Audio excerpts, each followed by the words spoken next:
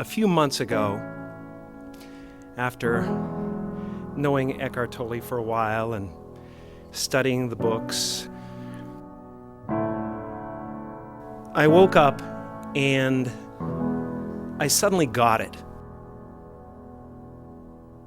I understood suddenly how thought was just an illusory thing.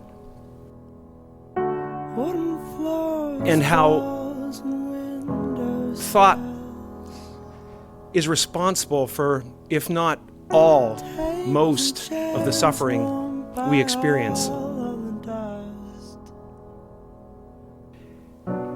And then I suddenly felt like I was looking at these thoughts from another perspective. And I wondered, who is it that's aware that I'm thinking? And suddenly I was thrown into this expansive, amazing feeling of freedom from myself, from my problems.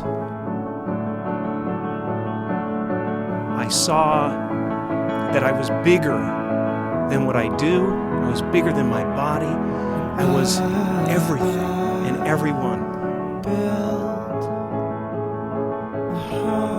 I was no longer a fragment of the universe. I was the universe. It comes and it goes. It's like riding a wave. Sometimes I'm on, sometimes I'm off. But at least I know where I want to go. And that I want to take as many people with me as I possibly can, because the feeling is amazing.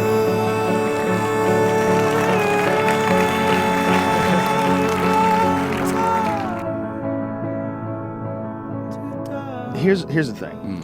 It's so easy to goof on her or anybody who thinks that way, but we can't prove that's not the case. We can't prove what kind of power your consciousness has over the world itself. We assume there's a lot of random factors that come into play in life. Whether it's with car accidents or meteor impacts or disease. You name it, fill in the blank. But we don't know that. And there's a lot of things about being a person that are very strange. There's a lot of things about our interactions with each other, about energy, about the amount of energy you put out and what you get back, the way you interact with humans. And how do we not know that those things, in some way or another, the way you interact with people, flavor not just your relationships with those people, but the entire reality that you live in? It's very possible that there's more flexibility and that the world is more malleable than we think it is, and that we have everything defined in terms of what something weighs or how much distance this is. But these are just sort of crude static factors in a constantly changing and moving world. And the human mind interacting with that world might be much more significant than we think it is. It's one of the reasons why these ideas of quantum entanglement become so strange. When you find out about these theories of quantum mechanics and quantum physics and string theory and super particles in superposition where they're moving and not moving at the same time, things blinking in and out of existence. It's the lowest measurable portion of the universe that we can find, the lowest measurable, like the smallest, tiniest thing. It's magic. It's all magic.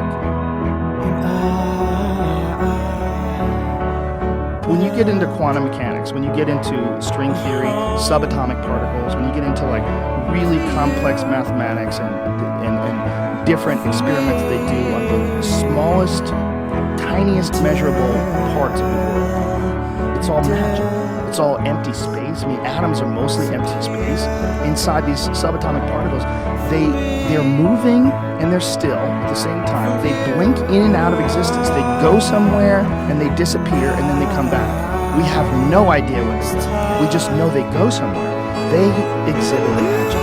The lowest measurable part of the universe itself is smallest portions that we can measure are magic. So just because everything is big and this table's made out of oak and this microphone is metal, that doesn't mean shit.